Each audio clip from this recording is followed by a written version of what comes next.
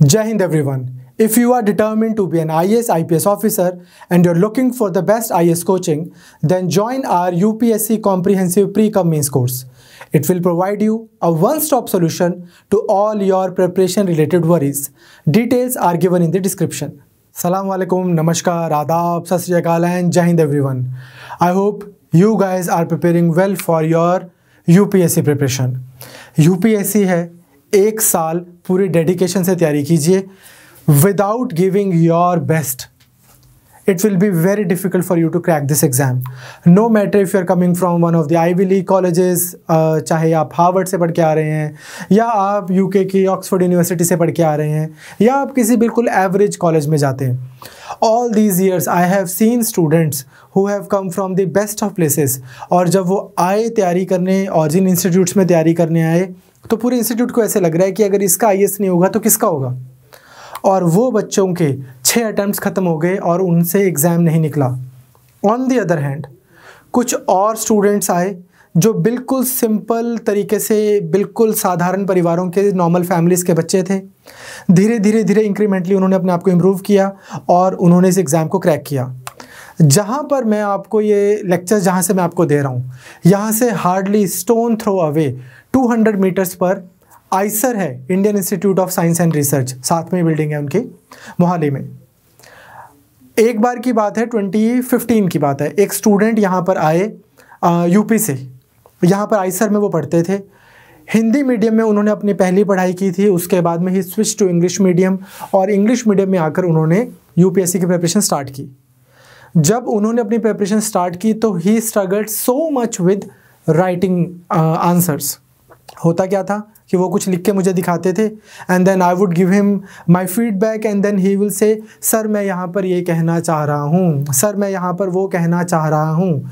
तो मुझे हमेशा उनको फीडबैक देना होता था कि अगर आप ये कहना चाह रहे हैं तो आप कहिए, क्योंकि एग्जामिनर तो आपको नहीं जानता, एग्जामिनर को तो नहीं पता कि आप क्या कहना चाह रहे हो, ना ही वो इतना एफर्ट लगाएंगे जो आपके एग्ज़ाम्स को पढ़ेंगे. उनके सामने बेस्ट स्टूडेंट्स जिन्होंने प्रीलिम्स क्लियर किया है और मेंस का एग्ज़ाम दे रहे हैं, जिनको 4-4 साल हो गए हैं तैयारी करते हुए, या वो बच्चे जो ऑलरेडी आईपीएस हैं, ऑलरेडी आईआरएस ऑफिसर्स हैं, वो बच्चे एग्ज़ाम लिख रहे हैं रैंक इम्प्रूवमेंट के लिए, वो बच्चे जो स्टेट सर्विसेज में हैं और वो एग्ज़ाम लिख रहे हैं अब आईएएस का आईएएस बनने के लिए, उन बच्चों के साथ में आपके पेपर अगर चेक हो रहे हैं और आप क्लियरली जो बोलना चाह रहे हैं वही नहीं बोल पा रहे हैं, तो फिर आप कैसे सर्विसेज में आएंगे. इस पर्टिकुलर स्टूडेंट का एग्जांपल मैं आपको इसलिए दे रहा हूँ कि यहाँ से उन्होंने स्टार्ट किया कि वो एक नॉर्मल आंसर, नॉर्मल ऐसे भी लिखते थे तो ग्रामेटिकल एरर्स दुनिया भर की, अपने व्यूज़ को कोहेरेंट तरीके से पेश नहीं कर पाते थे. नॉलेज बहुत थी उनको बिकॉज वो हार्ड वर्किंग बहुत थे. तो डेली हिंदू पढ़ना ही पढ़ना है, डेली इंडियन एक्सप्रेस पढ़ना ही पढ़ना है, नॉर्मल स्टैंडर्ड बुक्स सारी उन्होंने अच्छे से पढ़ी. Eventually in that attempt he made it to the services. He is posted as an IRS officer. Point मेरा ये है कि वो बच्चा जिसको पहले लैंग्वेज को कन्वर्ट करना है, इंग्लिश में प्रोसेस करना है, फिर लिखना स्टार्ट करना है, बिल्कुल बेसिक से तैयारी करनी है, वो बच्चे भी सिविल सर्विसेज का एग्ज़ाम निकालते हैं अगर वो हार्ड वर्क करते हैं. On the other hand there have been students जो आए यूनिवर्सिटी ऑफ शिकागो से, देयर हैव बीन स्टूडेंट्स जो ब्राउन यूनिवर्सिटी से आए, यहाँ वहाँ से पढ़ के आए, यूएसए से, यूके से, या फॉर दैट मैटर इवन यहाँ पर भी इंडिया के भी अगर इंस्टीट्यूट्स की बात करें, देयर हैव बीन स्टूडेंट्स जो आईआईटी दिल्ली, आईआईटी बॉम्बे से पढ़े, इस एग्ज़ाम की प्रिपरेशन कर रहे हैं, बहुत बड़े बड़े पैकेजेस पे थे. वन ऑफ माई स्टूडेंट्स जो बहुत बड़े पैकेज ले रहे थे प्राइवेट सेक्टर में, और उनके फादर साहब ऑलरेडी आईएएस ऑफिसर थे, तो उन्होंने उनको इनकरेज किया कि अरे ये सब नौकरियां क्या कर रहे हो, तुम सिविल सर्विसेज में आओ. उस लड़के के लास्ट टाइम 6 अटैम्प्ट्स पूरे हो गए, सारे बाल उड़ गए और उसका एग्ज़ाम नहीं हुआ, और वो बहुत प्रॉमिसिंग बच्चा है. पॉइंट मेरा ये है कि मैं आपसे डिस्कशन क्यों कर रहा हूँ, बिकॉज कई बार बच्चे ऐसे होते हैं जो कंपटीशन से डरते हैं, और कई बार बच्चे ऐसे होते हैं जो बहुत ओवर कॉन्फिडेंट होते हैं. यूपीएससी में अगर कोई भी मेंटर है, कोई भी इंस्टीट्यूट वाले हैं या कोई भी टीचर है, अगर वो ये क्लेम करते हैं कि हम स्टूडेंट को देख के बता सकते हैं कि इनका आईएएस होगा कि नहीं होगा, तो वो मतलब उन्होंने फिर they have not dealt with enough number of students. आप ये तो बता सकते हो कि किसका नहीं होगा, आप कोई किताबों को हाथ ही नहीं लगा रहा है जिसको कुछ पता ही नहीं है, आप ये बोल सकते हो कि उसका नहीं होगा, पर आप ये नहीं बोल सकते किसका होगा। तो आप जहाँ पर भी हैं, जितने भी आपने आज तक तैयारी की है, आपको डीप डाउन इनसाइड पता होता है कि मेरा हिस्ट्री में भी ancient, medieval, modern, art and culture, अगर मेंस को भी मैं इंक्लूड करूं तो post independence history and world history, geography, world geography and Indian geography, economy, social issues, polity, governance, IR, science and tech, disaster management और security issues, ethics, ये सारे subjects मेरे तैयार हैं कि नहीं है। खुद को डीप डाउन इनसाइड स्टूडेंट को पता होता है, पहली चीज़। दूसरी चीज़, स्टूडेंट को डीप डाउन इनसाइड ये भी पता होता है कि अगर मैंने एक बार हल्का फुल्का सा पढ़ा है और मैं किसको पागल बना रहा हूँ ये बना के कि हाँ ये तो मेरा बहुत अच्छे से हो गया, बिल्कुल भी नहीं हुआ बच्चे। आपने कुछ पढ़ा उसका मतलब ये नहीं है कि अब आप यूपीएससी का मेंस देने लायक हो गए हो। आपने कुछ पढ़ा, आपने उसको मल्टीपल टाइम्स रिवाइज किया सो दैट कि आपको नींद से भी जगा दिया जाए तो भी आप एग्जाम में बहुत अच्छे से लिख के आ सको। इतने अच्छे से जब तक आपको याद नहीं है तो हाउ कैन यू क्लेम कि आप इस एग्जाम के लिए प्रिपेयर्ड हैं। तो उस तरह से मेरी प्रिपरेशन है कि नहीं है। अगर आपको लगता है कि आपकी प्रिपरेशन वैसी नहीं है लेकिन 2022 के लिए वैसी आप कर सकते हो अगले 6 महीने में, 7 महीने में, तो अब आपके पास टाइम नहीं है। फुल स्पीड से बेस्ट अपनी एनर्जी लगाकर, पूरी डेडिकेशन लगाकर, अपने प्रायोरिटी सेट करके आप तैयारी करें। अगर आपको लगता है कि आपकी बिल्कुल भी तैयारी नहीं है तो 2023 को एम बनाकर अभी से तैयारी करें।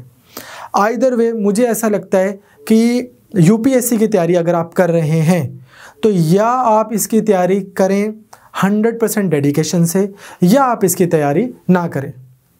इसकी तैयारी करना है तो सिर्फ और सिर्फ 100% डेडिकेशन से कीजिए। इसकी तैयारी करनी है तो प्रायोरिटी नंबर 1 आपका यूपीएससी की प्रिपरेशन होनी चाहिए। बहुत बार आप ये चीज़ देखेंगे कि कुछ बच्चे हैं जिनका आईएएस क्लियर हो जाता है। इंक्रीजिंगली अब ऐसा हो गया है कि जिन लोगों का आईएएस वगैरह क्लियर होता है वो अपने यूट्यूब चैनल्स भी बनाते हैं, लोगों को मोटिवेट भी करते हैं, शो ऑफ भी करते हैं, and they have every right to do that. उसमें मुझे एक चीज़ पर्सनली लगती है, वो ये लगती है कि कई बार उनको देखकर स्टूडेंट्स को ऐसा लग जाता है कि बहुत कैजुअली लेकर मस्ती में बस कुछ पढ़ लिया तो ठीक है, नहीं पढ़ा तो ठीक है और ये एग्ज़ाम हो जाएगा। बिकॉज वो ऐसे ही प्रोजेक्ट भी कर देते हैं। उनसे बच्चे पूछते भी हैं कि सर आपने ABCD उस चैप्टर उस सब्जेक्ट के लिए क्या पढ़ा? बोलते नहीं उसके लिए तो मैंने कुछ खास नहीं पढ़ा। मुझे ऐसा लगता है कि that is not the right approach. हो सकता है आप वो गिफ्टेड हों कि उन्होंने पूरी इकोनॉमी के लिए कुछ पढ़ा ही नहीं और उनकी बैकग्राउंड भी इकोनॉमी की नहीं थी, लेकिन उनका बिल्कुल वो सही हो गया। पर आप लक पर डिपेंड होकर तैयारी नहीं कर सकते। मुझे लगता है कि बेस्ट वही स्टूडेंट है जो सारी तैयारी बहुत अच्छे से करता है, सिंगल सोर्स उसके पास नोट्स होते हैं, न्यूज़पेपर पढ़ना उसके लिए कोई रिस्पॉन्सिबिलिटी नहीं होती, उनका दिन पूरा नहीं होता न्यूज़पेपर पढ़े। वो बच्चा अच्छे से तैयारी करे, पूरा न्यूज़पेपर अच्छे से पढ़ा, टेस्ट सीरीज़ अच्छे से लगाई। एक किसी भी इंस्टीट्यूट का मुझे लगता है कि अगर आप बिल्कुल अनइनिशिएटेड हैं तो एक कॉम्प्रिहेंसिव कोर्स आपको कर लेना चाहिए, किसी भी इंस्टीट्यूट का जो आपको अच्छा लगता है। बायर्स रिमोर्स हमेशा रहेगा। हमेशा आप वाजीराम के स्टूडेंट से पूछेंगे, वो बोलेगा अरे यार इतना फ़ायदा नहीं हुआ। विजन पे जाएंगे, हमारे पास कितने सारे बच्चे एनरोल्ड हैं जो विजन पे पढ़े और मुझे लगता है बहुत अच्छा इंस्टीट्यूट है, बोलते नहीं सर यहाँ पे हमें सही लग रहा है। कितने सारे ऐसे होंगे जो हमारे यहाँ पे पढ़ते होंगे, वो बोलेंगे नहीं इतना अच्छा नहीं पढ़ा है, हम वहाँ जाएंगे। वो चीज़ हमेशा रहेगी। बट होता क्या है, एक बार किसी भी इंस्टीट्यूट का जब आप पूरा कॉम्प्रिहेंसिव कोर्स कर लेंगे तो आप एक चीज़ देखेंगे कि अब आपको इस समुद्र में जो आपको तैरना है, आपको एटलीस्ट ये पता लग जाएगा कि मुझे किस डायरेक्शन में जाना है, मैं किस तरह से पढ़ रहा हूँ, मैं ठीक पढ़ रहा हूँ कि नहीं पढ़ रहा हूँ, मैं एक सब्जेक्ट को राइट क्वांटिटी में पढ़ रहा हूँ कि नहीं पढ़ रहा हूँ। आपको पता लग जाएगा कि मेरे आंसर्स जो हैं वो यूपीएससी लेवल के हैं कि नहीं है। बिकॉज किसी भी अच्छे इंस्टीट्यूट में आप देखते हो कि स्टूडेंट्स जो हैं वही आपके कुछ सीनियर बैचेस के, जो आपसे 2 बैचेस पुराना होता है, उनमें से कोई पता लगता है आपको कि यार इस बार यूपीएससी में सेलेक्ट हो गए। किसी का आपको पता लगता है कि स्टेट सर्विसेज निकाल दिया और आपको पता होता है कि हाँ ये मेरे साथ बैच में थे और इनका एग्ज़ाम हुआ है और इन जैसे ही मैं आंसर्स लिख रहा था, तो I am also on the right track. So मेरे लिए सबसे पहली पीस ऑफ एडवाइस यही है, मेरी तरफ से आपको एक पीस ऑफ एडवाइस ये है कि जहाँ पर भी आपको सही लगता है, अगर आप 2023 की प्रिपरेशन कर रहे हैं तो एक कंसोलिडेटेड कोर्स आपको कर लेना चाहिए अगर आप अफोर्ड कर सकते हैं। ये ज़रूरी नहीं है कि वही कोर्स अच्छा है जो आपसे 2 लाख रुपए ले रहा है, ये भी ज़रूरी नहीं है कि वही कोर्स अच्छा है जो आपसे 2000 रुपये ले रहा है। अच्छा कोर्स वो कोर्स है जो आपको पूरा सिलेबस करवा रहा है, अच्छे से आपको एक एक टॉपिक तैयार करवाया जा रहा है पूरे सिलेबस का, आप एलिमिनेट कर सकते हो पूरे सिलेबस के एक एक टॉपिक को। जो टीचर्स पढ़ा रहे हैं उनमें आपको फेथ है कि हाँ ये जो पढ़ा रहे हैं यूपीएससी स्टैंडर्ड का है। तीसरी चीज़, जब वो पढ़ा रहे हैं तो आपको समझ आ रहा है। इस तरह की बेसिक सी चीज़ें अगर मीट हो रही हैं तो आपको एक कॉम्प्रिहेंसिव कोर्स कर लेना चाहिए, और अगर आप नहीं भी करना चाहते तो भी चलेगा, बट आप इसको प्रायोरिटी नंबर 1 बना के ही प्रिपरेशन कीजिए। It can not be a side, एक वो बोलते हैं ना कि हाँ साथ साथ में यूपीएससी की प्रिपरेशन कर रहा हूँ, साथ साथ में ये कर रहा हूँ। UPSC can not be taken so lightly. दूसरा एग्जाम्पल, आज ही मुझे एक स्टूडेंट का मैसेज आया, शी हैज़ क्लियर्ड पीसीएस, और उनका मुझे मैसेज आया कि sir I want to come to your office tomorrow. मैंने 3 यूपीएससी के प्रीलिम्स लिख ली हैं और मेरे तीनों पास नहीं हो रहे हैं, और मैं पीसीएस भी तो निकाला है मैंने।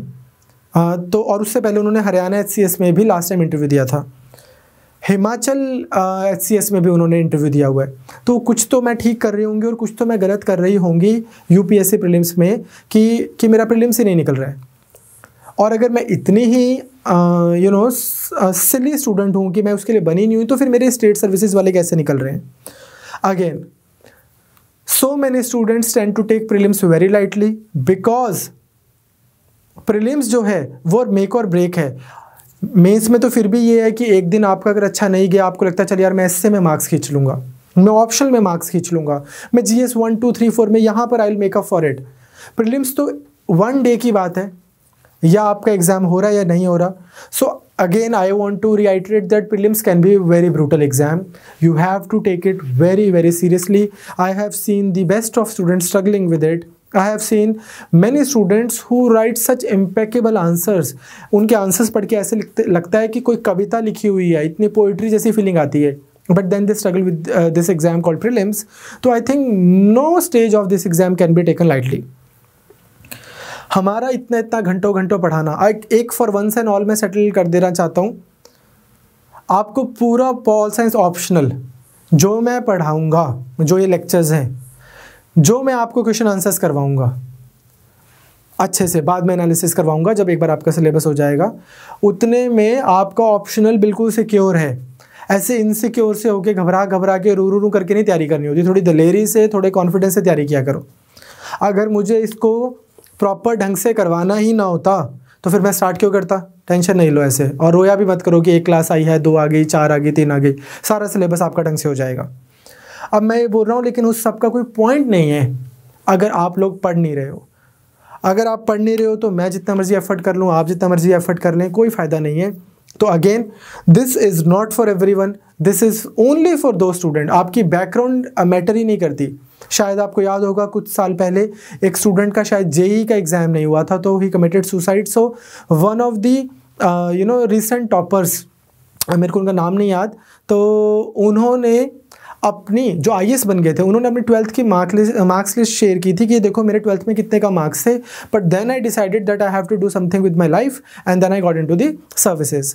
तो ये बिल्कुल वो सही बात बोल रहे हैं कि आप ऑलरेडी कहाँ हो, आप पहले कौन से कॉलेज से पढ़े हो, कौन से स्कूल से पढ़े हो, कौन से मीडियम में पढ़े हो, आप ब्यूरोक्रेटिक फैमिली से आते हो, आप मिडिल क्लास फैमिली से आते हो, आप लोअर क्लास फैमिली से आते हो, कुछ भी मैटर नहीं करता। अब से मुझे लगता है कि आपको पूरी मोटिवेशन के साथ 100% तरीके से 100% डेडिकेशन के साथ में आपको तैयारी करनी चाहिए। तो चलिए, अब लास्ट क्लास में हमने किया था हीगल, आज हम स्टार्ट करेंगे एक बहुत बड़े थिंकर, जिनको हिस्ट्री वाले भी पढ़ सकते हैं, सोशियोलॉजी वाले तो पढ़ते ही हैं, पॉलिटिकल साइंस वाले भी पढ़ते हैं। उनका नाम है कार्ल मार्क्स। इनके बहुत सारे आइडियाज़ हैं जो आपके एग्ज़ाम में टेस्ट हो सकते हैं।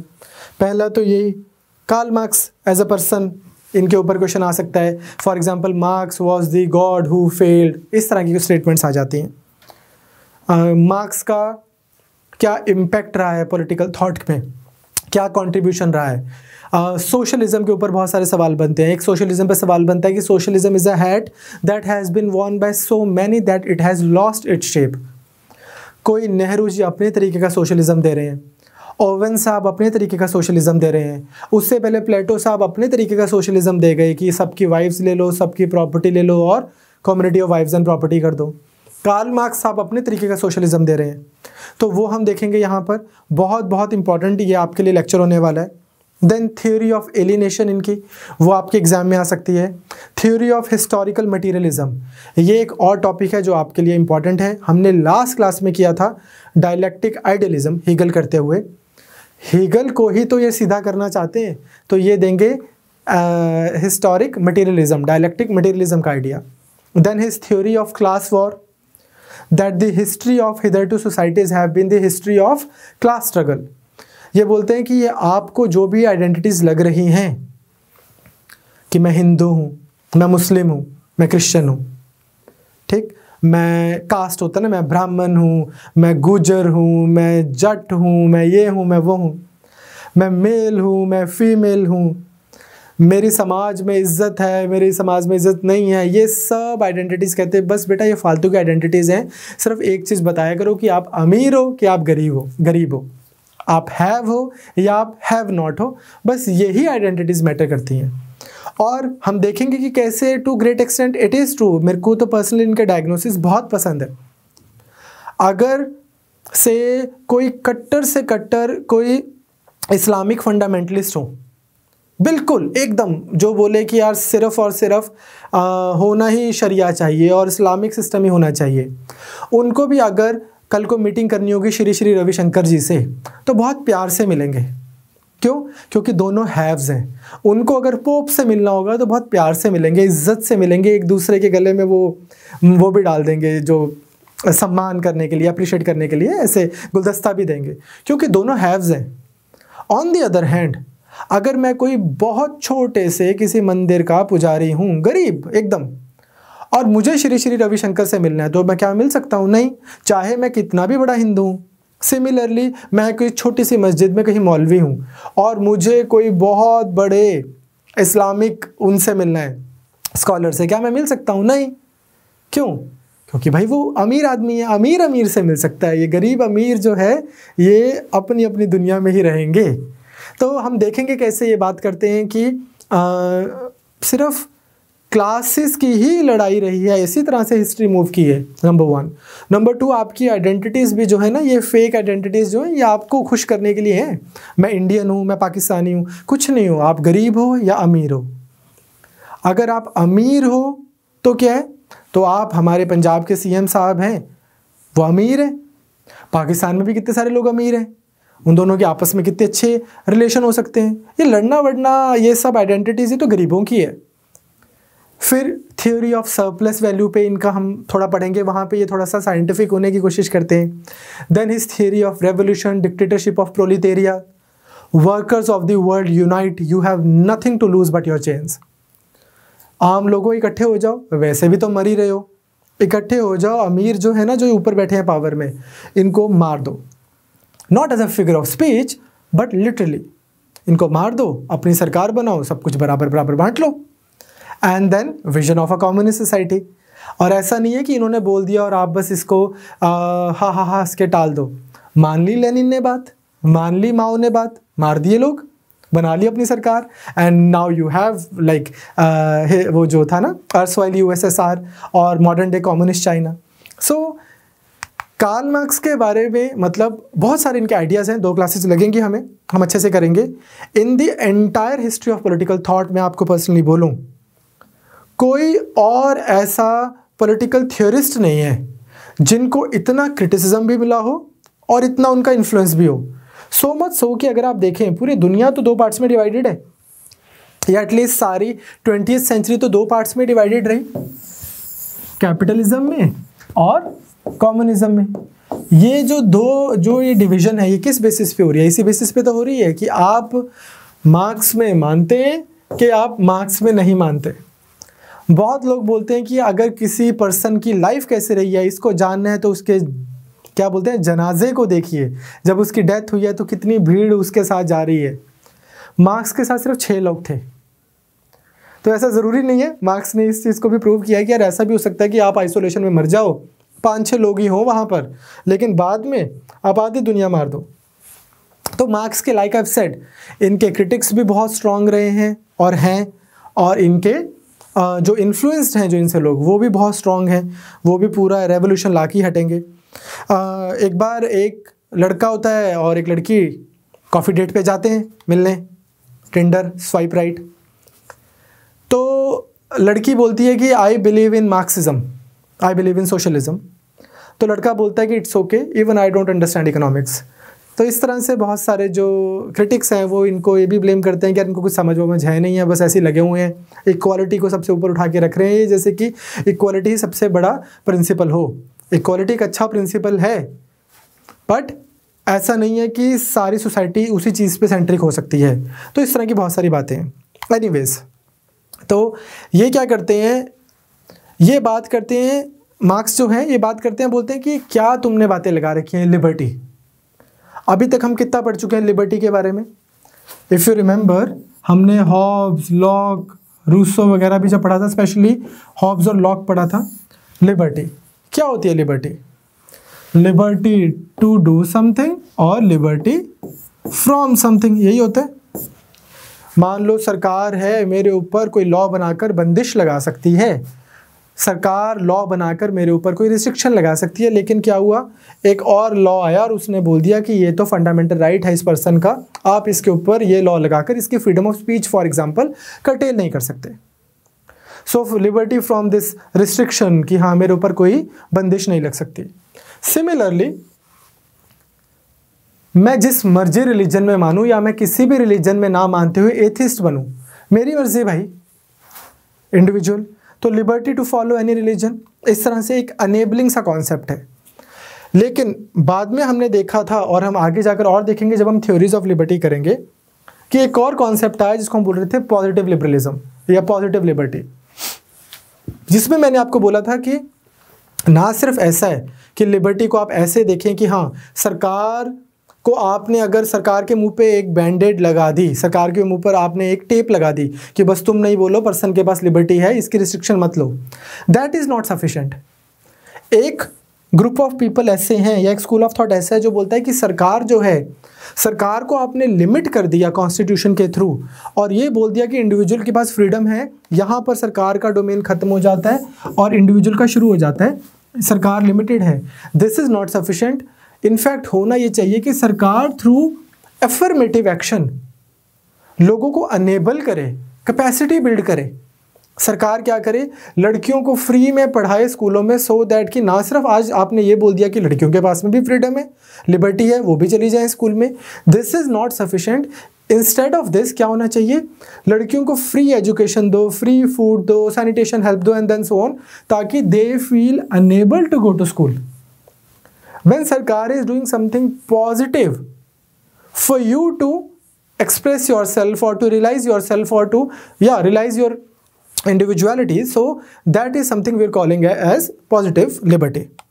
लेकिन मार्क्स साहब बोलते हैं कि यार ये लिबर्टी जो है ना, हम आगे डिटेल में देखेंगे, कहते हैं कि थोड़ा हल्का कॉन्सेप्ट है। मैं यहाँ पर थोड़ी बड़ी बात करना चाहता हूँ, वो क्या है, फ्रीडम। क्या डिफरेंस है लिबर्टी में और फ्रीडम में? लिबर्टी ये क्या तुम कैपिटलिस्ट लोगों का कॉन्सेप्ट, फ्रीडम क्या है, transcending the realm of necessity, ज़रूरतों से आज़ादी जो है वो होती है फ्रीडम।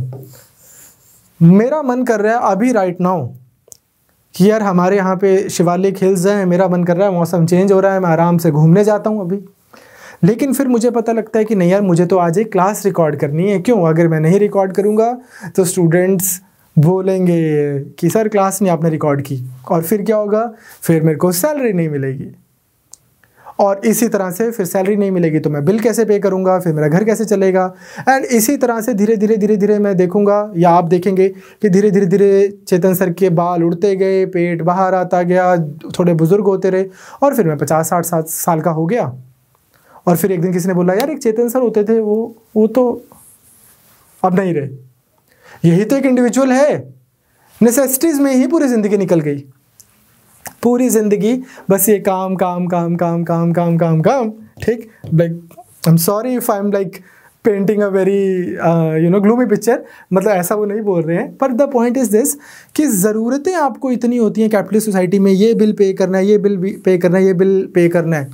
एक बिटर स्वीट सिम्फनी बनी हुई है लाइफ, ठीक, where you just trying to make the ends meet and then you die, of course like it's a song, but yeah so ये बोलते हैं कि मैं उस प्लेन पे बात कर रहा हूँ कि फ्रीडम होनी चाहिए, इंसान काम करे क्योंकि उसका मन है, इंसान काम करे क्योंकि उसको खुद को वहाँ से उसको एक्सप्रेस करना है, इसलिए नहीं कि यार फिर अगर मैं काम नहीं करूँगा तो मुझे पैसे कहाँ से मिलेंगे। तो अलॉन्ग विद फ्रीडरिक एंगल्स, एक इनके और जर्मन फ्रेंड रहे हैं जिनके साथ इनकी अनपैरेलल्ड वो रही है पार्टनरशिप, तो उनके साथ में ये बोलते हैं कि यार जो मैं अब आपको वो दूंगा ना सोशलिज्म का, जो हम आइडिया दे रहे हैं, हम आपको जो आइडिया दे रहे हैं वो है साइंटिफिक सोशलिज्म। हा, ठीक, साइंटिफिक सोशलिज्म दे रहा हूं मैं आपको। अभी तक वाले जो सोशलिज्म था, जब मैं आपको सोशलिज्म पढ़ाऊंगा तो हम देखेंगे various kinds of socialism, political thought करें ना अभी तो हम सेंट साइमन, फोरियर, ओवन, इन सब का सोशलिज्म देखेंगे। बोलते वो कैसा सोशलिज्म था, आज तक जो आपने पढ़ा है वो है बोलते यूटोपियन सोशलिज्म। हम आपको साइंटिफिक सोशलिज्म पढ़ाएंगे। अभी वाले जो थे, आज तक वाले जो थे, वो क्या बोल रहे थे कि यार देखो सोसाइटी में दो टाइप के लोग हैं, एक वो जो पिरामिड पे टॉप पे हैं, ये हैं Ambanis of the world, Adani's of the world, जो अमीर लोग हैं, कैपिटलिस्ट क्लास, ये है वर्कर क्लास। इनसे एक्सपेक्ट किया जा रहा है कि ये वॉलंटरली प्यार मोहब्बत से अपनी जो वेल्थ है वो सोसाइटी के साथ में शेयर करें इस तरह से, और एक बराबरी वाला निज़ाम बन जाए, इक्वालिटी वाली सोसाइटी क्रिएट हो जाए। इस तरह के सोशलिज्म को ये बोल रहे हैं कि ये तो बहुत यूटोपियन सोशलिज्म है। हम आपको देंगे एक नया सोशलिज्म जो होगा साइंटिफिक सोशलिज्म। वो क्या है उसको हम सब्सिक्वेंट अभी लेक्चर में देखेंगे। अब हमने लास्ट क्लास में हीगल किया था। हीगल साहब ने क्या बोला था? पहली चीज़ तो वो ये बोलते हैं कि state is a March of God on earth.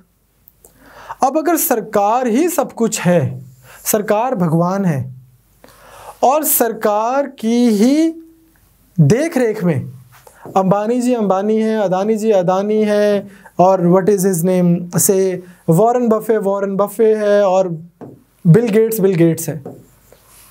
अगर सरकार भगवान है एंड सरकार is approving of these people कि हाँ यार ये तो हमारी सोसाइटी के मेन लीडिंग लोग हैं और इन दोनों में आपस में काफ़ी प्रेम है, तो फिर एक इंडिविजुअल, एक पर्सन, वो इसके अगेंस्ट कैसे रिवोल्ट कर सकता है?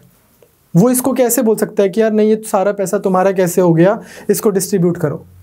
तो इसलिए पहला तो कार्ल मार्क्स का ये एम भी है कि यार हीगल साहब जो बोल रहे हैं ना कि state is a March of God on earth, इसको भी मैंने क्लियरली साइंटिफिकली प्रूव करना है कि ऐसा कुछ नहीं है। हुआ क्या है, इन दो लोग का सेटिंग है, ठीक, ये आपस में एक दूसरे को परपेचुएट करने में हेल्प कर रहे हैं।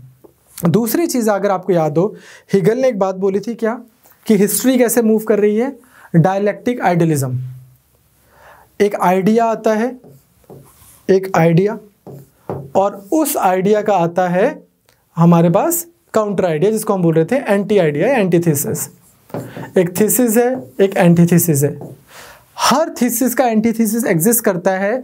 इस तरह से यूनिवर्स क्रिएटेड है। जो हमने 3 रूल्स किए थे, number 1 was unity of opposites. पूरी दुनिया में हर चीज़ का एक एंटीथीसिस एग्जिस्ट करता है। फिर क्या होता है, जो अनटेनेबल आइडियाज़ हैं इसके, और जो अनटेनेबल आइडियाज़ हैं इनके, जब इनका डायलेक्टिक्स होता है तो वो पीछे रह जाते हैं। इसके बाद में जो स्ट्रॉन्गर आइडिया होता है, दोनों का जो मिक्स करके आइडिया बनता है, वो आइडिया आगे जाता है। ऐसा ही हमने किया था, नेगेशन ऑफ नेगेशन हो जाती है और फिर आइडिया आगे जाता है, और ये स्ट्रॉन्गर आइडिया जो है इट बिकम्स द सिंथेसिस। और इसी तरह से मूव करते करते आइडियाज़ आगे बढ़े, और हमने फिर आइडिया आया कि फैमिली होनी चाहिए, फिर आइडिया आया कि सिविल सोसाइटी होनी चाहिए। पहले इंडिविजुअल था, इस तरह से आइडिया आया। पहले हीगल ने क्या बोला था, इनऑर्गेनिक वर्ड था, गॉड, यूनिवर्सल स्पिरिट, उसने अपने आप को मैनिफेस्ट किया इनऑर्गेनिक वर्ड में, फिर मैनिफेस्टेशन हुई ऑर्गेनिक वर्ड में, फिर ह्यूमन बींग्स, फिर आइडिया है कि फैमिलीज होनी चाहिए, बिकॉज मुझे चाहिए लव, सेक्स एंड फूड, उसके लिए फैमिली होनी चाहिए। फिर लगा नहीं, मुझे चाहिए कॉपरेशन, मुझे चाहिए इकोनॉमिक इंटरेस्ट, मुझे चाहिए कि मैं बेस्ट करियर परसू कर सकूं। उस सब के लिए मुझे लगा कौन होना चाहिए, सिविल सोसाइटी होनी चाहिए। धीरे धीरे धीरे इनका सिंथेसिस हुआ और ये फाइनली किस चीज़ में जाके कल्मिनेट किया, स्टेट में। तो स्टेट जो है ये फाइनल डेस्टिनेशन है, बेस्ट सिंथेसिस है। और ये देखो मार्च ऑफ गॉड ऑन अर्थ है। इस सब में कार्ल मार्क्स नहीं मान रहे हो, बोल रहे हैं भाई ये क्या माल फूक के आप बातें कर रहे हो। मोड ऑफ प्रोडक्शन, वो बोलते हैं कि ह्यूमन एग्जिस्टेंस जो है, ह्यूमन रिलेशनशिप जो हैं, जो मैनिफेस्ट हुए हैं, वो किस चीज़ पे डिपेंडेंट रहे हैं, मोड ऑफ प्रोडक्शन पे। तो अगर हमें इस दुनिया को समझना है तो भाई इस दुनिया को ही समझो। ऐसे अपने 2 थप्पड़ मारो ज़ोर से, आंखें ऐसे खोलो और रियलिटी में देखो। ये जो आप आइडियाज़ पे जाके बात कर रहे हो, ये आम लोगों को बेवकूफ़ बनाने के लिए बहुत बढ़िया चीज़ है। ये बोलते हैं understanding reality in terms of base that includes mode and relationship of production and the superstructure that includes political, cultural and intellectual dimensions.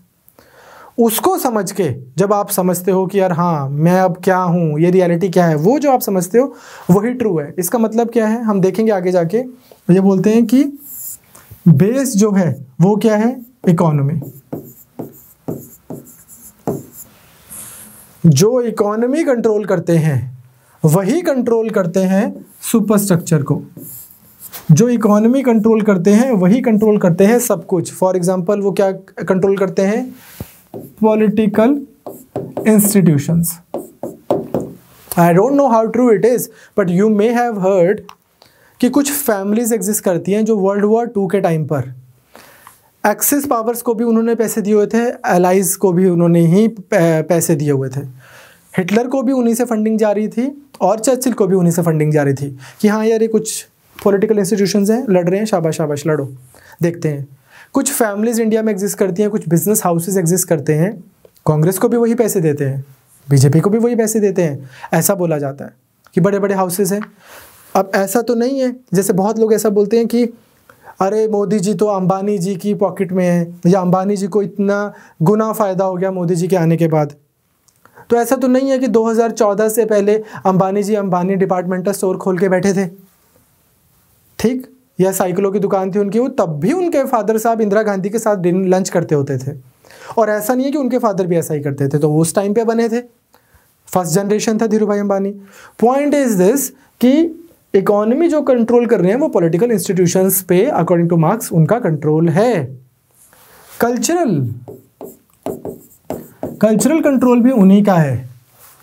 आपने बड़ी बार सुना होगा कि ऐसा बोलते हैं कि पूरे के पूरे थर्ड वर्ल्ड में कॉस्मेटिक्स इंडस्ट्री स्ट्रॉन्ग करनी है, बहुत सारा ये मैक और इंग्लॉट और दिस और दैट और ये सब बेचना है, वुमेन से रिलेटेड इंडस्ट्री को स्ट्रॉन्ग करना है। तो फिर बोलते हैं कि चलो अब हमने क्या करना है, नई एक कल्चरल वो स्टार्ट करनी है कि एक एक्ट्रेस आती है, वो ऐड करती है कि ये देखो इससे होती है मेरी स्किन गोरी, इससे होता है मेरा ये, इससे मैं लगती होती है खूबसूरत।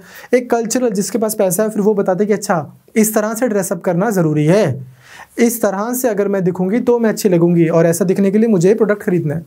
तो मतलब अगेन मतलब हम इस पर बहुत बात करेंगे इवेंचुअली, इसके बाद हम जब ग्रामसी करेंगे तो हम और बात करेंगे।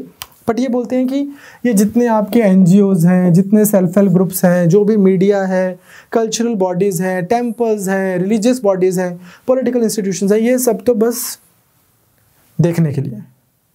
Marks observe the individual consciousness was determined by the societal process. आप प्रोसेस जो है मोड ऑफ प्रोडक्शन का, उसमें वहाँ से आपको पता लगेगा कि आप हो कौन। बहुत अच्छे अच्छे आइडियाज़ हैं जिनको हम धीरे धीरे करेंगे। अभी तो मैं बिल्कुल ही आपको बेसिक सा बता रहा हूँ, थोड़ा सा थ्रो कर रहा हूँ आइडियाज़ ताकि आपको पता लगे कि हम पढ़ेंगे क्या। सिमिलरली हम देखेंगे कि सोशल एवोल्यूशन वो कैसे हुआ, जो the way society is today वो कैसे इवॉल्व किया। अब अगेन एक चीज़ मैं आपको और बोलना चाहता हूँ, जब हम YouTube करते हैं या गूगल करते हैं किसी भी आइडिया को, तो हमारे सामने बहुत सारे चैनल्स आते हैं। आपको ये समझना है कि राइट नाउ हम मार्क्स को पढ़ रहे हैं पॉल साइंस के पॉइंट ऑफ व्यू से। अब ऐसा नहीं है कि मार्क्स की डेट ऑफ बर्थ चेंज हो जाएगी कि आप उसको पॉल साइंस के पॉइंट ऑफ व्यू से पढ़ रहे हो कि किसी और पॉइंट ऑफ व्यू से पढ़ रहे हो, बट मार्क्स को ही बहुत सारी वीडियोस आपको मिलेंगी या फिर बहुत सारे लेक्चर्स मिलेंगे सोशियोलॉजी के पॉइंट ऑफ व्यू से। तो मेरे एक फ्रेंड है, again he is in the services, Ranchi में पोस्टेड है। He was from sociology background and he said one thing to me once which like kind of made sense to me. He was like कि Marx यार हम लोगों का भगवान है, तुम लोगों का दरिंदा है। इस चीज़ को आपको अप्रिशिएट करना है। पॉलिटिकल साइंस में आप थोड़ा पढ़ रहे हो, पॉलिटिकल साइंस में लाइक रूलिंग क्लास के पॉइंट ऑफ व्यू से थोड़ा सा, और उसमें अगर आप किसी ऐसे पर्सन को पढ़ोगे जो बोलेगा कि ये जो सारी सोसाइटी है ये आप लोगों को दबाने के लिए बनी हुई है, सारी पॉलिटिकल इंस्टीट्यूशन, और इनको मार के भगाओ और अपनी सरकार बनाओ, तो उसको पढ़ने का नज़रिया थोड़ा डिफरेंट होगा। और अगर कोई पर्सन सोसाइटी की बात कर रहा है कि ये देखो यार the system is designed in such a way कि अमीर और अमीर होता जाएगा और गरीब होता जाएगा, तो ऑफ कोर्स सोसाइटी को वो अलग तरीके से सेंस बनाएगा। तो आपको ये समझना है कि हम यहाँ पे जो पढ़ रहे हैं वो पॉलिटिकल साइंस के पॉइंट ऑफ व्यू से पढ़ रहे हैं। तो मार्क्स स्टेजेस जो है इनके सोशल एवोल्यूशन के, इनफैक्ट जिस समय के थिंकर है उस समय एवोल्यूशन पे बहुत बातें हो रही थी। चार्ल्स डार्विन ने अपना आइडिया दिया हुआ था एवोल्यूशन का, उस समय दे रहे थे। सिमिलरली हमने पढ़ा हीगल का एक अपना हिस्टोरिकल एवोल्यूशन का आइडिया। तो ये क्या बोलते हैं कि देखो भाई समाज का एवोल्यूशन कैसे हुआ। सबसे पहले हमारे पास था प्रिमिटिव कम्युनिज्म, पर्सन आदिवासियों की तरह रह रहा था, प्रिमिटिव सिचुएशन में रह रहा था और सब बराबर थे, कोई प्राइवेट प्रॉपर्टी जैसी चीज़ नहीं थी। फिर उसके बाद में स्लेवरी वाला निज़ाम आया सेकंड। फिर इसके बाद में आया आपके पास में फ्यूडलिज्म। फ्यूडलिज्म में क्या हुआ, जागीरदारी सिस्टम, कुछ लोगों के पास बहुत प्रॉपर्टीज़ आ गई और कुछ लोग जो है वो वहाँ पर सर्फ की तरह काम कर रहे थे। फिर इसके बाद आया जो अभी चल रहा है, वो बोलते हैं उनके समय में चल रहा है कैपिटलिज्म।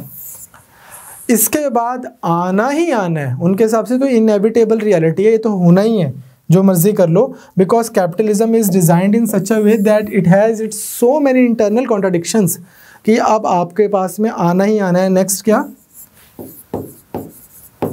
कम्युनिज्म। ये उनका सोशल एवोल्यूशन का एनालिसिस था कि पहले प्रिमिटिव कम्युनिज्म था। हम अगेन इसको भी डिटेल में करेंगे कि पहले प्रिमिटिव कम्युनिज्म था, फिर स्लेवरी वाला निज़ाम आया, फिर फ्यूडलिज्म, कैपिटलिज्म एंड देन अब आएगा कम्युनिज्म। हाउएवर मार्क्स का जो मेन फोकस रहा है वो ये रहा है कैपिटलिज्म। इस पे उन्होंने उतनी ज़्यादा उस तरह से बात नहीं कही है। यहाँ पे उन्होंने बहुत ज़्यादा मतलब डिटेल में बात की है कि इसमें क्या क्या प्रॉब्लम्स हैं और फिर इसका सोल्यूशन क्या है कि कम्युनिज्म आएगा। कम्युनिज्म में भी हमें समझना है कि उन्होंने कोई बहुत ज़्यादा डिटेल्ड हमें वो नहीं दिया कि डिस्क्रिप्शन की फ्यूचर की जो कम्युनिस्टिक सोसाइटी होगी वो कैसी होगी, और मैं आपको एक एक चीज़ बता रहा हूँ। एक स्केची आउटलाइन प्रोवाइड की है कि इस तरह की सोसाइटी होगी, बट उन्होंने ऐसा नहीं किया कि बिल्कुल ही आपको एक एक चीज़ बता दियो कि कम्युनिज्म में ऐसा होगा ऐसा होगा ऐसा होगा।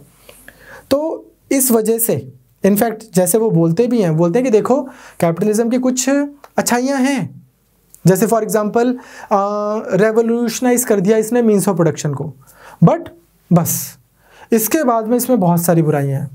कैपिटलिज्म के आने के बाद में जब एक फैक्ट्री ओनर है और बहुत सारे वर्कर्स हैं और मशीन से प्रोडक्शन हो रही है और ट्राई किया जा रहा है कि और प्रोडक्ट बनवा लो और पूरा जो है एक्सप्लॉयटेटिव तरीके से प्रोडक्शन हो रही है, और उससे जो फैक्ट्री ओनर है वो और अमीर होता जा रहा है और वर्कर की नेगोशिएशन पावर और कम होती जा रही है, बिकॉज मशीन आ रही है और उसको बोल रहे हैं कि काम करना है करो नहीं तो जाओ, और बहुत लोग हैं जो खड़े हैं जो ईजिली लेबर का काम करेंगे, या फिर मैं एक मशीन ला के रख दूंगा वो तुमसे अच्छा काम करेगी, और कैपिटलिस्ट और स्ट्रॉन्ग होता जा रहा है और ये वर्कर और गरीब होता जा रहा है और गैप बढ़ता जा रहा है।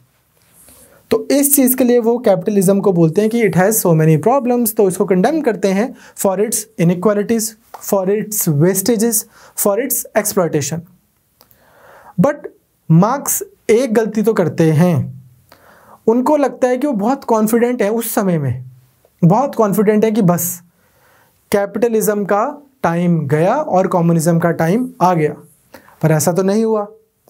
कम्युनिज्म के एक्सपेरिमेंट्स हुए यूएसएसआर में उनके जाने के कुछ साल बाद, चाइना में, बट आप देखेंगे कि जो एक्सपेरिमेंट्स हुए या तो वो फेल हुए या फिर कम्युनिज्म की नेचर जो है वही चेंज हो गई।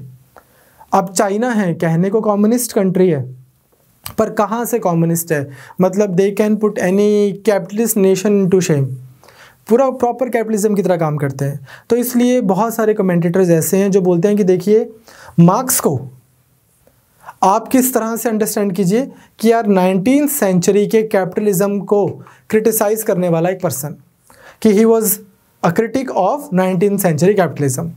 तो इस तरह से बहुत सारे तरीके हैं, मार्क्स के बारे में बहुत कुछ बोला गया है। अब हम सिस्टमेटिकली वन बाय वन इनके आइडियाज़ को उठाते हैं, पहले इनकी बायोग्राफी देखते हैं, फिर वन बाय वन इनके आइडियाज़ को उठाते हैं। अगर हम इनकी लाइफ की बात करें तो marks was born in Rhineland, Prussia में, एक जूइश फैमिली में पैदा हुए, बाद में क्रिश्चियन बन गए, हिस्ट्री, लॉ, फिलॉसफी सब कुछ पढ़ा इन्होंने, बर्लिन में, बॉन में, जेना में, एंड देन इवेंचुअली PhD भी कर ली। शुरू से ही, मतलब यंग टाइम से ही मार्क्स बहुत प्रभावित हैं सोशलिज्म के आइडियाज़ से। ही थिंक्स दैट कि इक्वालिटी होनी चाहिए और पब्लिक ओनरशिप होनी चाहिए। ऑफ कोर्स अगर आप ऐसे बोलोगे कि यार ये राजा कौन है और इन्हीं के पास क्यों सारी प्रॉपर्टी है, ये प्राइवेट प्रॉपर्टी क्यों एग्जिस्ट करती है, you are bound to offend people in power. तो क्या होता था कि इनके रेडिकल और इनके एंटी स्टेट व्यूज़ की वजह से इनको प्रशिया से एक्सपेल कर दिया। उसके बाद में फ्रांस चले गए, फिर बेल्जियम चले गए, लेकिन वहाँ पर भी अंदर जीन्स तो वही थे, DNA तो वही था। तो even while he was in France he continued organising German workers working in that country, कि चलो यार हम तो एक काम करते हैं कि वर्कर्स के पास पावर होनी चाहिए, वर्कर्स के पास में प्रॉपर्टी होनी, वर्कर्स के पास में पावर होनी चाहिए और ये निज़ाम जो है चेंज होना चाहिए। तो consequently even the French government under the pressure of the Prussian government expelled him from France. तो फ्रांस से भी इनको निकाल दिया गया एंड इवेंचुअली 1849 में ही माइग्रेटेड टू इंग्लैंड। जब इंग्लैंड गए तो वहाँ पर फिर ये अंटिल हिज डेथ इन 1883 ये इंग्लैंड में ही रहे और इन्होंने एंड की जो इनकी लाइफ थी बहुत गरीबी, बहुत गुर्बत, बहुत पॉवर्टी में निकाली, कि सिगरेट पीते थे तो उसके भी पैसे नहीं हैं, वो भी यारों दोस्तों से ही मांगने पड़ रहे हैं, देन सो ऑन। तो एक बेसिक साइन का इंट्रोडक्शन आपको पता लग गया। लेकिन इनके आइडियाज़ चाहे आप कैपिटलिस्ट हो, चाहे आप हार्डकोर कम्युनिस्ट हो, जो भी हो, इनके आइडियाज़ जो हैं गजब के हैं। सबसे पहला जो इनका हम आइडिया करेंगे आज, वो करेंगे हिज थ्योरी ऑफ एलियनेशन। बहुत ही फिलॉसफिकल, बहुत गजब का आइडिया है। 2 मिनट के लिए आपको इसको ध्यान से सुनना है। थ्योरी ऑफ एलियनेशन में मैं एक चीज़ कर सकता हूँ कि आपको सीधा मैं theory of alienation by Marx बता सकता हूँ। हाउएवर मैं चाहता हूँ कि मैं आपको थोड़ा सा पहले हीगल की थ्योरी ऑफ एलियनेशन बताऊँ, सो दैट कि आप रिलेट कर पाओ। अगर आपको हीगल की थ्योरी ऑफ एलियनेशन ना भी समझ आए तो भी चलेगा। अगर आपको वीडियो 2 मिनट पीछे करके देखनी पड़े थ्योरी ऑफ एलियनेशन हीगल की दोबारा समझने में तो भी चलेगा। बेसिकली क्या था कि कार्ल मार्क्स का ये ओरिजिनल एक वर्क है जो इन्होंने लिखा था इकोनॉमिक एंड फिलोसॉफिकल मैन्युस्क्रिप्ट में। हुआ क्या कि लिखा तो इन्होंने बहुत यंग एज में था, 1843 में, बट इनकी डेथ के भी 50-60 साल के बाद में ये काम जो है, इनका वर्क जो है डिस्कवर हुआ। और फिर ये देखा गया कि अर्ली मार्क्स जो हैं, जो जवान मार्क्स था, वो कैसे सोचता था। In order to understand Marxian theory of alienation, it is very important for us to understand Hegel's view on alienation, because वहीं से इन्होंने इसको बोरो किया है। फ्योरबाख करके भी एक और थिंकर हैं, उनसे भी बोरो किया, पर प्राइमरली हीगल। हीगल क्या बोल रहे हैं, आपको अगर याद हो, हमने लास्ट क्लास में भी ब्रीफली एक चीज़ की थी कि एक यूनिवर्सल स्पिरिट है, एक एब्सोल्यूट माइंड है, एक गॉड बोल दो आप उसको, स्पिरिट बोल दो, एब्सोल्यूट माइंड बोल दो, एक नेचर है जिसको हम कोई भी शब्द यूज़ कर सकते हैं। उसी की मैनिफेस्टेशन है बाद में inorganic word, organic word, and then so on, human beings and so on. ये वाला स्कूल ऑफ थॉट ही क्या बोलता है कि कोई भी चीज़ है ना, वो अपने आप में कोई चीज़ नहीं होती, वो होती है जो हम उसको मीनिंग देते हैं। फॉर एग्जाम्पल, आपको लगता है कि ये चेतन शर्मा है और मेरे बारे में आप 4 चीज़ें बोलो, पर मैं वो तो नहीं हूँ। वो तो आपकी मेरे बारे में जो राय है, आप वो बता रहे हो कि आपकी मेरे बारे में क्या राय है। मैं वो हूँ या नहीं ये ज़रूरी नहीं है। फॉर एग्ज़ाम्पल, ये मार्कर हो सकता है कि मैं किसी से पूछूं कि मार्कर क्या है, तो कोई पर्सन बोले कौन सा मार्कर, मुझे तो दिख ही नहीं रहा। कोई दूसरा पर्सन इसके बारे में कुछ और बोले, तीसरा पर्सन कुछ और बोले। तो पॉइंट ये है, ये बोलते हैं कि बेसिकली एक फंडामेंटल चीज़ ये है कि कोई भी जो शय है, कोई भी चीज़ है दुनिया में, वो अपने आप में कुछ नहीं है, प्रोजेक्शन है। आपने उसको कैसे देखा हुआ है, आप उसको क्या बोलते हैं, तो इस तरह से वो बोलते हैं कि पूरी दुनिया जो है अदरवाइज तो एक यूनिवर्सल स्पिरिट की है। और अब क्या होगा कि अगर आप अलग अलग हमें चीज़ें फिर क्यों दिख रही हैं और हम जिस तरह से सोचते हैं वैसा क्यों सोचते हैं, तो बोलते हैं कि आप इस चीज़ से एलिनेट हो गए हो, आप इस आइडिया से कि कभी कभी अपन को लगता है अपन ही भगवान है, अहम ब्रह्मास्मि, ये वाला आइडिया कि सब कुछ एक ही यूनिवर्सल स्पिरिट है, इस आइडिया से आप एलिनेट हो जाते हो और आपके अंदर रीज़न नहीं रहता। Rational is real, real is rational, if you remember from the last class. तो आप चीज़ों से एलिनेट होते हो और आप चीज़ों को पराया मान लेते हो कि हाँ यार ये कोई लाइट है, ये अपने आप में कोई ऑब्जेक्ट है, या ये लैपटॉप है, ये अपने आप में कोई ऑब्जेक्ट है, विदाउट रियलाइजिंग कि ये सब जो है ये एक ग्रेटर उसी चीज़ की मैनिफेस्टेशन है, एब्सोल्यूट आइडिया की या फिर स्पिरिट की एंड सो ऑन। इस तरह से ये बहुत सारी इस तरह की बातें करते हैं। और उसमें क्या बोलते हैं कि अब अगर मुझे एलिनेटेड नहीं रहना, अगर मुझे एलिनेटेड नहीं रहना, अगर मुझे इस अद्वैत भाव को नहीं मानना कि यार कुछ एक कोई ऑब्जेक्ट है और मैं हूँ और अलग अलग हैं, अगर मुझे इस तरह से नहीं मानना तो उसके लिए क्या करना पड़ेगा, मुझे अपनी कॉन्शियसनेस माइंड चेंज करना पड़ेगा, रैशनैलिटी डेवलप करनी पड़ेगी एंड सो ऑन। इन सब चीज़ों को अब अगेन अगर आपको यहाँ तक कुछ नहीं समझ आया या मैं नहीं सेंस बना पाया, अच्छे से नहीं समझा पाया, तो भी कोई फ़र्क नहीं पड़ता। एक आपको बेसिक सा प्रीमाइस पता लग गया कि आइडिया किस चीज़ की बात हो रही है, कि कोई भी ऑब्जेक्ट है, मतलब कोई भी कोई चेयर, कोई टेबल, कोई कुर्सी, कोई पहाड़, कोई ये कर्टेन, कुछ भी, ये सब चीज़ें, और एक है ह्यूमन बीइंग, ये इनसे एलिनेटेड फील कर रहा है। इन सब के बारे में फिर मार्क्स क्या बोलते हैं? मार्क्स बोलते हैं कि यार मेरी बात सुनो भाई, सबसे पहले तो आप ये सब क्या बोल रहे हो। Marx vehemently kind of attacks Hegel's idea. वो बोलते हैं कि क्या माल सा फूक क्या बोल रहे हो कि कॉन्शियसनेस की वजह से ही सब चीज़ें हैं, हमारी प्रोजेक्शन है और रियलिटी में तो है ही नहीं, ऑब्जेक्ट है। अब मैं चाकू उठा के तुम्हारे को ऐसे मारूंगा तो तुम्हारे खून निकलेगा और फिर तुम कल को बोल दोगे अरे खून भी मेरी प्रोजेक्शन ही है। ऐसा नहीं है, मतलब not like he gave this example but I am just trying to explain it to you.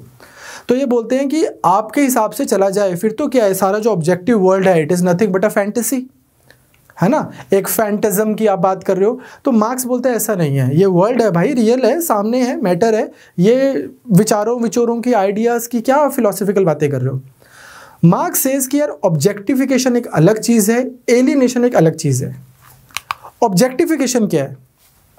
Objectification का मतलब होता है कि आप जब किसी भी objectification is kind of based on a premise of material existence of the objects, कि यार ये चीज़ें हैं, ये एग्जिस्ट करती हैं, ये चीज़ें इन रियलिटी एग्जिस्ट करती हैं, टेबल, कुर्सी, chair, water bottle, mobile phone, ये सब इन रियलिटी एग्जिस्ट करता है। फिर एलिनेशन क्या है? वो बोलते हैं वो मैं बताता हूँ। मार्क्स बोलते हैं कि ऑब्जेक्टिफिकेशन क्या है, एक चीज़ का मटेरियल एग्जिस्टेंस उसकी होनी। एलिनेशन क्या है? ये एक मेरी फीलिंग, एक स्टेट ऑफ कॉन्शियसनेस जो किस चीज़ का रिजल्ट है, एक बंदे का और ऑब्जेक्ट का, चीज़ का रिलेशनशिप क्या है। ये रिलेशनशिप जो है ये डिसाइड करता है कि ह्यूमन बीइंग्स जो हैं वो एलिनेटेड है ऑब्जेक्ट से कि नहीं। क्या है, अब इसको आप बिल्कुल सिंपल भाषा में सुनो। मार्क्स बोलते हैं बिल्कुल अब आपको सिंपलीफाई करके बता रहा हूँ, अगर पिछले 5 मिनट ज़्यादा सेंस नहीं भी बनाए तो चलेगा। मार्क्स बोलते हैं कि यार ये देखो, मॉडर्न डे में आज की अगर हम बात करें तो जितने भी प्रोडक्ट्स हैं या जो भी ऑब्जेक्ट है उसका और मैन का रिलेशनशिप क्या है। अगर आप कैपिटलिस्ट सोसाइटी में देखो, एक मान लो एक चेयर बननी है, ये चेयर बनने में मेरा क्या काम है, मुझे बोल रखा है तूने बस एक काम करना है, यहाँ पे एक नट तूने उसको स्क्रू कर देना है, एक बोल्ट को स्क्रू कर देना है। उसको कितना स्क्रू करना है, कौन से कलर का बोल्ट होगा, कैसा बोल्ट होगा, कितने साइज़ का होगा, मेरे को बोला कि तेरे को कुछ फालतू दिमाग लगाने की ज़रूरत नहीं है, बस तू ये करता रहे। और घंटों मैं यही करता हूँ। मैं रोज़ जॉब पे जाता हूँ, मैं 12 घंटे अपना स्क्रू को, इसको नट को कसता हूँ और मैं आ जाता हूँ। इससे भी बड़ा एग्जांपल क्या है कि मान लो एक ट्रेन है, ट्रेन का इंजन बना रहे हैं हम। ट्रेन के इंजन में मेरे को एक छोटा सा काम दे रखा है कि आपने यहाँ पर बस ये पॉइंट लगाते रहना है। अब धीरे धीरे क्या हो रहा है, जब मैं इस तरह से काम करी जा रहा हूँ तो मुझे लग रहा है कि यार मैं क्या ही कर रहा हूँ, क्यों ही कर रहा हूँ। फिर मेरे को रियलाइज़ होता है कि यार मैं इसलिए कर रहा हूँ क्योंकि मुझे घर चलाना है, मेरे को एक तरह से मेरी नेसेसिटी फोर्स कर रही है कि भाई काम पे जा और काम पे जाके नट को स्क्रू को लगा के आ, या काम पे जा और इतने से एरिया को बस मुझे पेंट करना है, ऐसे बस मेरे को पेंट करते रहना। आपने देखा होगा इवन मॉडर्न डे में भी जैसे प्रोडक्शन होती है, अगर आप कोई भी वीडियो देखो तो उसमें एक पर्सन है बस वो यूं यूं यूं यूं करी जा रहा है, एक पर्सन है वो इस तरह से करी जा रहा है, एक मशीन की तरह आप बने हुए हो। इस तरह से जब प्रोडक्शन हो रही है, जब ऑब्जेक्ट्स का, चीज़ों का और ह्यूमन बीइंग का इस तरह का रिलेशन है, ये बहुत डीह्यूमनाइजेशन का प्रोसेस है। कैसे? मैंने एक चेयर पे एक नट लगा दिया, या फिर मैंने एक इंजन पे एक नट लगा दिया। अब मैं क्या करता हूँ लाइफ में? मैं अगर अपने आप से पूछूं कि मैं कौन हूँ या मेरे को उस इंजन से क्या लगा हुआ है, कुछ भी नहीं। मैंने एक नट लगाया था, ना मेरी कोई विल थी, ना मेरा कोई मन था, ना मैंने वॉलंटियरली लगाया कि आओ यार आओ, समाज को ना एक ट्रेन का इंजन चाहिए और आओ हम जरा इंजन बनाएं, और मैं नट लगाने में सबसे बढ़िया आदमी हूँ, मैं अपना बेस्ट कॉन्ट्रीब्यूट करता हूँ। ऐसा कुछ नहीं है। मुझे लगता है यार वाइफ को भी खाना खिलाना है, बच्चे भी पैदा कर दिए, इनको भी खाना खिलाना है, चलो यार ये नौकरी मिल रही है, नौकरी पे मैं गया, सुबह चला जाता हूँ, 12 घंटे तक मैं वही काम करी जा रहा हूँ, वो कोयले का ऐसे करके वो बस मैं यही करता रहता हूँ, मैं ईंटें गिरता रहता हूँ, same labour again and again and again and again and again and again. मेरी लेबर भी क्या बन जाती है, मेरा प्रोडक्ट बन जाती है। मैं काम करता हूँ, मुझे पैसे मिल जाते हैं। मेरे से कोई पूछता है कि आप क्या काम करते हो? सर मैं ना वो स्टील ठोकने का काम करता हूँ, मैं ऐसे ऐसे करके अपना बेंडिंग कर देता हूँ, ऐसे ही कोई वहाँ पे मशीन काम कर रही है, ऐसा ही मैं काम करी जा रहा हूँ। अब ये लेबर भी मेरी नहीं है, इसका भी क्या हुआ, किसी और ने खरीद लिया, कैपिटलिस्ट ने, उसने बोला ठीक है दिन में तू 500 बार ऐसा करेगा तो तेरे को इतने पैसे मिलेंगे। अब जितने बड़ा प्रोसेस है, जितना बड़ा प्रोडक्ट है, उतना ही मेरा रोल भी छोटा होता जाता है और उतना ही मैं डिसकनेक्टेड सा फील करता हूँ प्रोडक्ट के साथ में। एक तो मैं ये लेबर ही क्यों कर रहा हूँ, वॉलंटियरली तो नहीं कर रहा कि हाँ यार चेयर बनेगी, मैं बताता हूँ कि चेयर कैसे बनेगी, मैं बेस्ट चेयर बनाता हूँ, एक नया डिज़ाइन ना। मुझे बोला गया है कि येलो भी ये वाले कलर का होना चाहिए, दूसरे कलर का अगर मैंने शेड कर दिया तो बोलेंगे नहीं ये प्रोडक्ट जो है ये रिजेक्ट हो गया।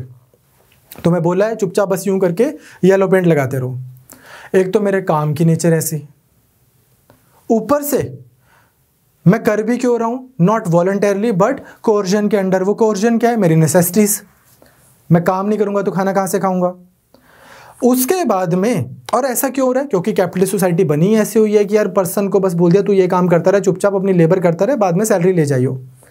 और कैपिटलिस्ट सोसाइटी बनी ऐसी हुई है कि अगर मेरे को अपनी फैमिली चलानी है तो मुझे पैसे चाहिए।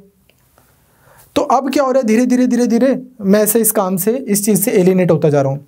मुझसे कोई पूछता है भाई क्या बनाता है तो मैं बोलूँगा यार तू बता क्या बनवाना है यार, ठीक। मेरे को कोई लगाव नहीं है ना चेयर से, ना इंजन से, किसी चीज़ से। मैं बोलूँगा यार ये काम करता हूँ मैं। कोई मुझे बोलेगा तेरे को पता है ऐसा हो गया, बोलूँगा हो गया होगा यार। धीरे धीरे धीरे धीरे धीरे मैं पूरा एलिनेट होता जाऊँगा।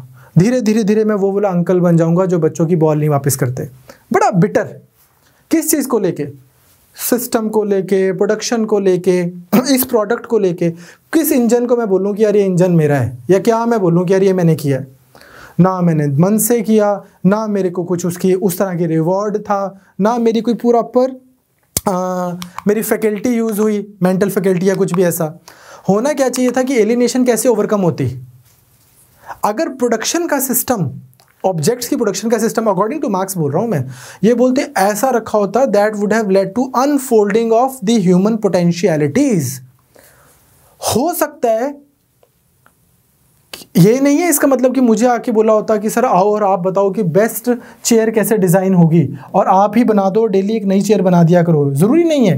हो सकता है कि यार मेरी स्पेशलिटी ही यही हो कि मैं नट बहुत सही कसता हूँ, बट वो मैं कर रहा होता कि यार समाज में चेयर्स चाहिए, मैं बेस्ट नट कसता हूँ ताकि जो मर्जी हो जाए चेयर नहीं हिलती।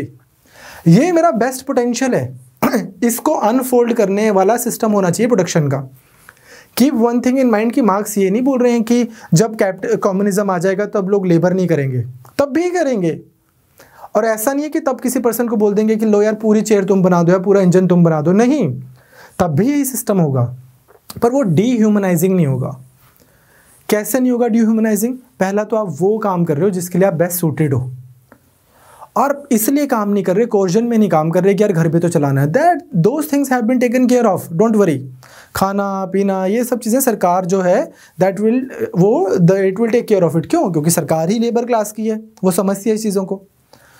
उसके बाद में ऐसा नहीं है कि मैंने पूरी 12 घंटे वही लेबर की और फिर उसके बाद मुझे बोला कि ले भाई अपनी तू सैलरी पकड़ और अच्छे से किया अगर काम को। या फिर उससे भी बड़ी एक चीज़ क्या है, यार ये एक मशीन बनी हुई है, इसमें बहुत सारा कोई पिस्टन चल रहा है, कोई पंच चल रहा है, कोई कुछ चल रहा है, बीच में मैं भी खड़ा हूँ और मुझे लग रहा है कि यार ये मशीन कितना डोमिनेट कर रही है और मैं तो बस ऐसे ही बीच में खड़ा सा हूँ, कॉग इन अ व्हील हूँ, मेरी कोई एग्जिस्टेंस नहीं है।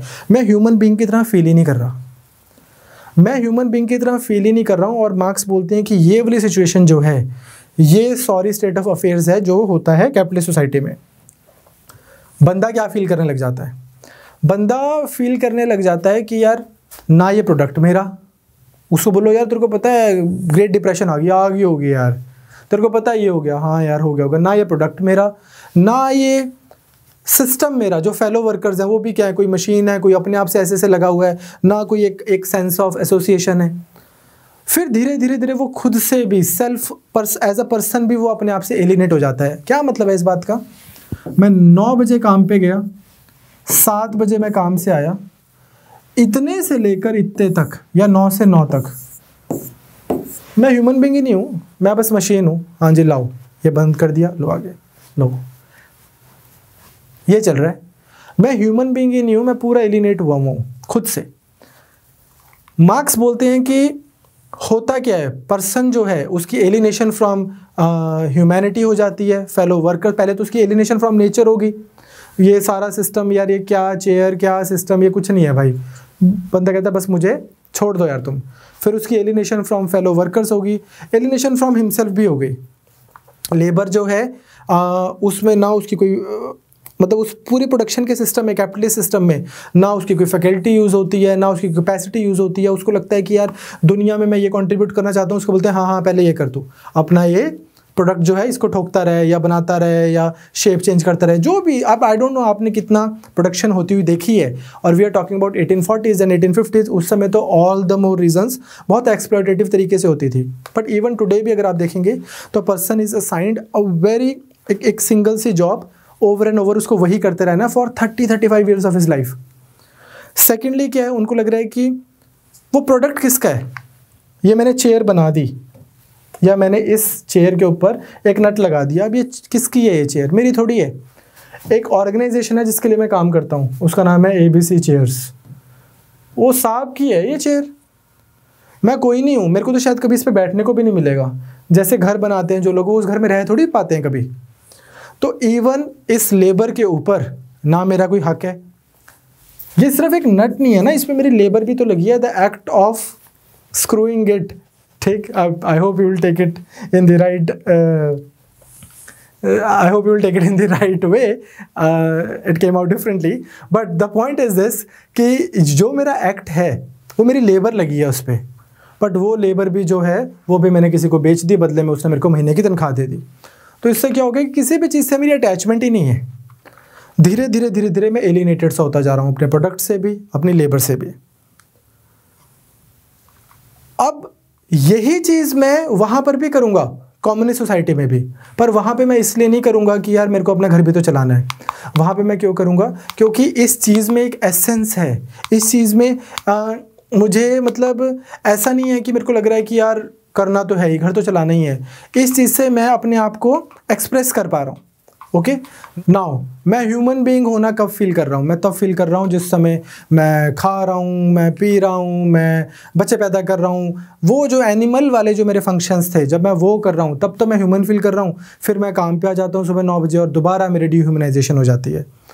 इसमें मार्क्स एक और चीज़ बोलते हैं, वो बोलते हैं कि लेबर के साथ में तो हो ही रहा है कि यार डिह्यूमनाइजेशन हो गई है, उसको लग रहा है कि यार ये मास्टर्स हैं मेरे, ये मशीन्स, ये कैपिटलिस्ट सिस्टम, और हम तो भाई बस एक नौकर हैं, मालिक को कोई पता है क्या है, जो बोलोगे बना देंगे, जैसे बोलोगे कर देंगे, बस अपने घर चलाने के लिए एक मैन जो है इस तरह से काम करता रहता है। मार्क्स एक चीज़ और बोलते हैं, कहते हैं कि अगर आप खाओ पियो ना, इन्जॉय ना करो, किताबें ना पढ़ो, थिएटर ना जाओ, डांस करने ना जाओ, पब्लिक हाउसेस ना जाओ, कुछ ऐसा ना करो, पेंट ना करो, सिंग ना करो, घूमो फिरो ना, इन्जॉय ना करो, तो आप फिर पैसे पूसे बचा लेते हो, उससे आप क्या करते हो, आप प्रॉपर्टी बना लेते हो, प्राइवेट प्रॉपर्टी कैपिटल आप रेज कर लेते हो। लेकिन क्या हुआ अब आपके साथ, आपने भी क्या ही किया ज़िंदगी में, ना आपने एंजॉय किया, ना खाया, ना पिया, ना किताबें पढ़ी, ना थिएटर गए, ना आपने पब्लिक हाउसेस पे गए, ना बॉल रूम में गए, ना आपने गाने नहीं गाए, थ्योराइज नहीं किया, प्यार नहीं किया, पेंट नहीं किया, कुछ भी नहीं किया आपने। हाँ, लेकिन आपके पास में प्रॉपर्टी है, तो आप भी तो एलिनेटेड हो। आपने भी क्या ही किया, बस एक इंस्ट्रूमेंट तो बन के रह गए आप। तो इससे मार्क्स क्या बोलते हैं कि इसलिए मैं ये नहीं बोल रहा हूँ कि कॉम्युनिज्म में आके हम सबको प्राइवेट प्रॉपर्टी दे देंगे कि लो भाई सबके पास private property. The concept of private property this needs to go, कि यार ये नहीं है, जिंदगी जीनी होती है, जिंदगी मस्त जियो, things are being taken care of. Now everybody is coming out and everybody is doing their best for the society because that's what they want to do. कि यार समाज आगे लेके जाना है, बेस्ट ट्रेन इंजन बनाना है, आ जाओ सारे समाज आके लेके जाना है। और ऐसी चेयर्स बनाएंगे कि हा देखी भी नहीं होंगी कभी किसी ने। तो आओ जरा, जो नट कसने वाला वो नट कसे, और जो लेदर लगाने वाला वो बेस्ट लेदर लगाए, एंड सो ऑन। तो अकॉर्डिंग टू मार्क्स ऐसा नहीं है कि जो फुलफिलमेंट और रियलाइजेशन ऑफ प्रॉपर्टी पर्सनैलिटी है किसी इंडिविजुअल की, वो थ्रू प्रॉपर्टी आ जाएगी कि सबको प्रॉपर्टी दे दो प्राइवेट। बोलते हैं इसकी नेगेशन में है ये ऑर्डर, ये concept needs to go. Workers तो हैं जो प्रॉपर्टी लेस हैं, वो तो है ही alienated, but so are those who have property, because वो भी क्या ही करी जा रहे हैं। एक दिन एक अंकल होते हैं जो जिनकी एक बहुत बड़ी फैक्ट्री होती है, बस वो बैठे रहते हैं, आप देखते हो कि वो बैठे होते हैं और इनके पास और पैसे आते रहते हैं और पैसे आते रहते हैं। कभी उनका एक और प्लॉट ले लेते हैं, फिर वो एक और प्लॉट ले लेते हैं, एक और प्लॉट ले लेते हैं। एक दिन क्या होता है, आप उसी फैक्ट्री में जाते हो, अंकल अब पीछे फोटो में मिलते हैं, आप उनका बेटा बैठा होता है। तो वो अंकल ने क्या किया, कुछ प्लॉट्स बनाए अकॉर्डिंग टू मार्क्स, पर बाकी सब कुछ तो किया ही नहीं। ठीक, तो इस वजह से मार्क्स बोलते हैं कि इसका कोई फ़ायदा नहीं है और इस वजह से आपको क्या करना है, प्राइवेट प्रॉपर्टी अबॉलिश करनी है। मार्क्स इसमें एक और बात बोलते हैं कि यार जब आप इस तरह का समाज बनाओगे जहाँ पे लोग काम कर रहे हैं not because of coercion, not because out of necessity but voluntarily, जब आप इस तरह का समाज बनाओगे जहाँ पर जो ऑब्जेक्ट बन रहा है उस ऑब्जेक्ट में जो पर्सन है वो प्रॉपर उसकी फैकल्टी, उसकी इंट्यूशन, उसका माइंड, उसका दिल, उसका दिमाग लगा हुआ है, और वो ये नहीं है कि उसको लग रहा है कि यार मैं जल्दी से ना 500 पीस बना दूं, नहीं तो दूसरा बंदा जो 550 पीस बना देगा, मैं जल्दी से 500 पीस बना दूं, नहीं तो दूसरा बंदा जो है, मैं अगर 490 पीस बनाए और दूसरा बंदा आके 500 पीस बना गया तो मुझे कल को मालिक काम से निकाल देगा और उसको रख लेगा कि तू एफिशिएंट नहीं है। या फिर एक मशीन है, उसी तरह से वो काम करी, उसी तरह से मैं काम करी जाऊं, डी ह्यूमन होके कि यार जैसी मशीन है वैसा ही मैं हूं, या फिर एक बड़ा सा सेटअप है उसमें बस मैं भी एग्जिस्ट करता हूं।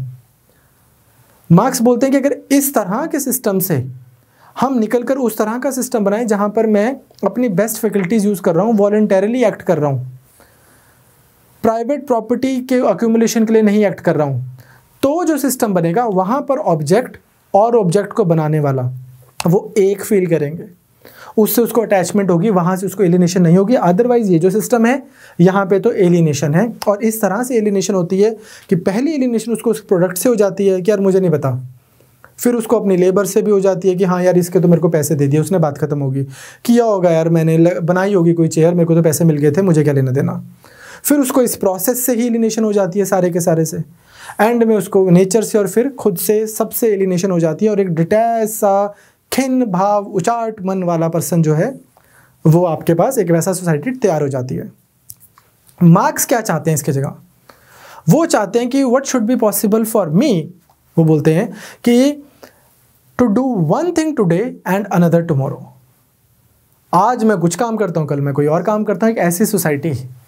To hunt in the morning, सुबह सुबह मैंने शिकार पे निकल गया, फिश इन द आफ्टरनून, दिन में मछली पकड़ ली, rear cattle in the evening, शाम को मैंने थोड़ा सा पशु चरा दिए, क्रिटिसाइज आफ्टर डिनर, कि थोड़ी मैं बात भी कर लेता हूँ politically, doing just that gives me pleasure without ever becoming a hunter, fisherman, shepherd और a critic. That will be the real state of freedom for man from alienation and exploitation. जब मैं कोई काम रोज सुबह 8 बजे से लेकर रात को 8 बजे तक इसलिए नहीं करता कि यार घर भी तो चलाना है, मैं सुबह हंटिंग पे निकल जाता हूँ, दोपहर को कुछ और काम करता हूँ, शाम को कुछ और करता हूँ, एंड देन सो ऑन, और मैं जी रहा हूँ ज़िंदगी। ये ह्यूमन जो है, ये इसको या बोलोगे कि इसके पास फ्रीडम है, freedom from alienation, freedom from exploitation. Otherwise तो क्या एलिनेटेड पर्सन है, इतने सारे घूम रहे हैं। This is his idea of alienation. Capitalism को वो क्रिटिसाइज कर रहे हैं इस तरीके से कि कैपिटलिज्म जो है बहुत डीह्यूमनाइजिंग है। तो in the next class we will do his जो अगले कॉन्सेप्ट्स हैं। आज के लिए इतना ही। If you are already preparing for UPSC and you want to give an extra edge to your preparation with an in-depth current affairs analysis, mains answer writing practice and test series, then join our UPSC Mission 2022 course. Details are given in the description.